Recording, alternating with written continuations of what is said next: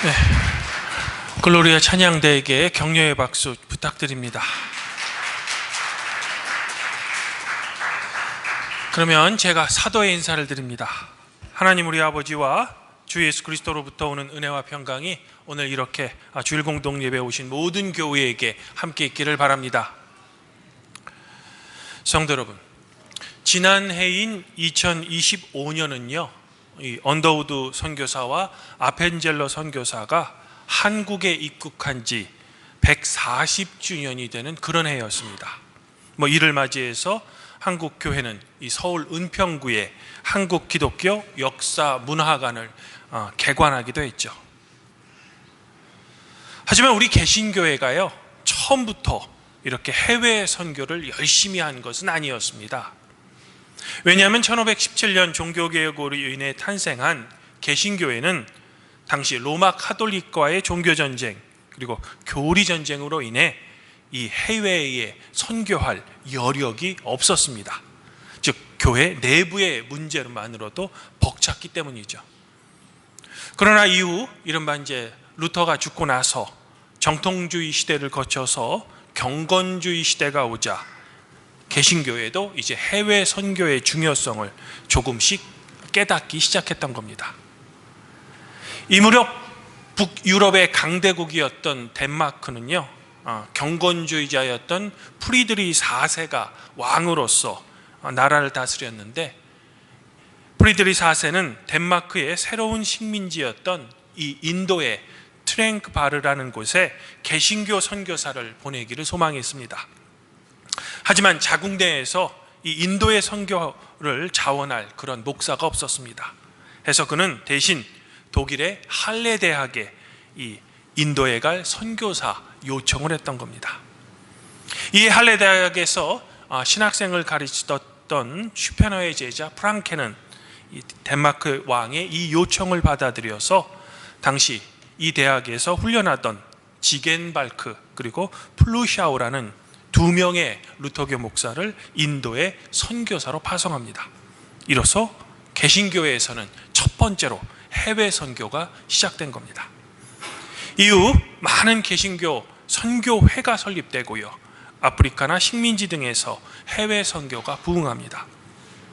그리고 그 결과 1910년 영국의 에딘버러에서 드디어 제1차 세계 선교대회가 열립니다.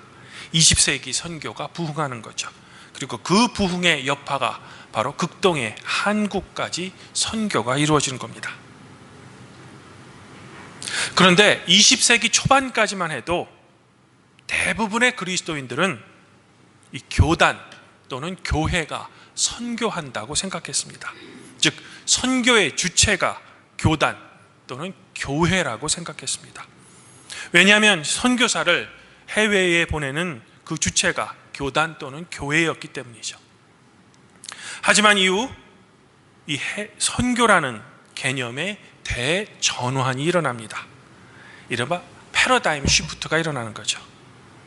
바로 독일 슈투트가르트의 감독이었던 칼 하르텐슈타인이 선교의 주체는 보통 그리스도인이 생각하는 대로 교단 또는 교회가 아니고 바로 하나님이심을 선포했던 겁니다.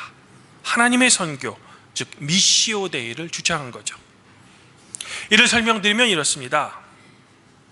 하르텐슈타인이 생각하기에는 선교를 시작하는 분도 그리고 선교사를 보내는 분도 성삼위 하나님이시라는 겁니다.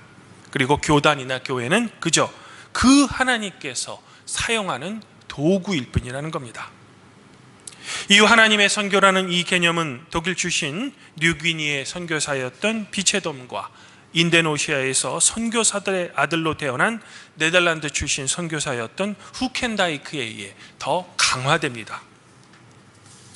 이제 저는 하나님의 선교라는 이 개념으로부터 오늘 복음서 말씀을 한번 살펴보면서 과연 이 말씀이 우리 성도 그리고 팔복교회에 어떤 의미가 있는지 성도 여러분들과 함께 생각해 보자라는 겁니다. 오늘 말씀은 크게 세 부분으로 나눌 수 있죠. 가장 첫 번째 부분은 세례 요한이 헤롯 왕에게 잡히자 예수님께서 비로소 하나님 나라를 선포하십니다. 그런데 이는 예수님께서 계획했던 것이 아니고요, 바로 구약의 이사야 선지자의 예언을 예수님께서 성취하시기 위해서다라고 마태는 우리에게 알려줍니다. 즉 예수님께서는 자신의 의도가 아니라 하나님께서 예전에 미리 계획하신 그 복음 전파에 철저하게 순종하셨다는 겁니다. 이는 선교가 교회가 주도하는 것이 아니고 바로 하나님께서 스스로 주도하신다는 이 하나님의 선교의 개념과 맞물려 있는 겁니다. 마치 우리의 삶도 내가 주관한다 라고 우리는 자주 착각하지만 모든 것이 하나님께서 하시는 일인 것처럼 말입니다. 그러므로 우리 교회의 선교도 우리의 생각이 아닌 하나님께서 우리 교회를 들어 사용하시기를 먼저 소망하며 기도해야 한다는 겁니다. 즉 선교의 주체는 교회나 성도가 아니고 바로 하나님께서 선교의 주인이심을 우리는 먼저 알아야 한다는 겁니다. 또한 교회의 모든 활동의 주체는 저 같은 목사나 여러분들이 아니고 성삼위 하나님이시라는 겁니다. 그러므로 우리는 모든 영광도 하나님께 돌려야 한다는 겁니다. 이런 이유로 예수님께서는 그저 저는 종으로서 할 일을 했을 뿐이다 라고 말씀하셨던 겁니다.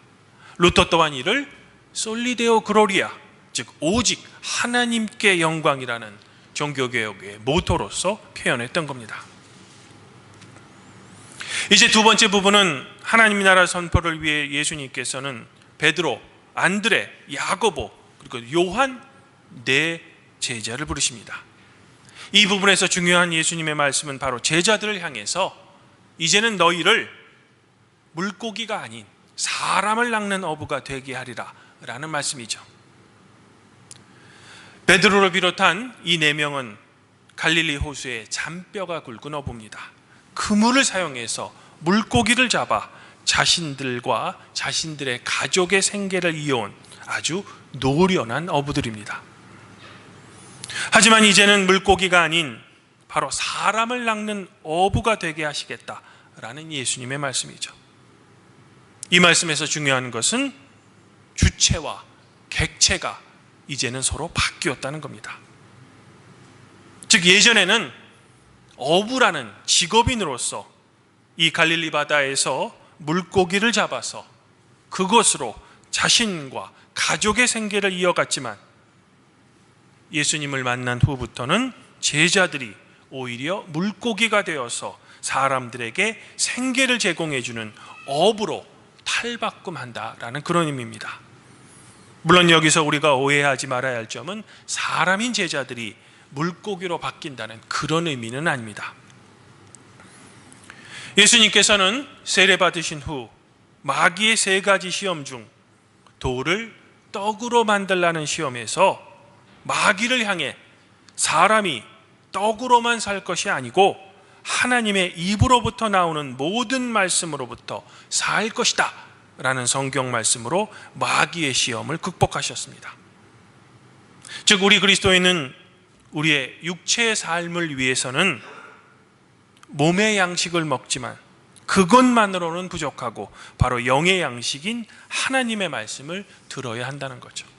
이와 같이 이제 물고기를 잡아 자신의 배고픔을 해결하던 제자들은 이제부터는 하나님의 말씀을 세상 사람들에게 제공함으로써 세상 사람들의 영을 구원하는 말씀의 어부가 되게 하시겠다라는 그런 말씀입니다.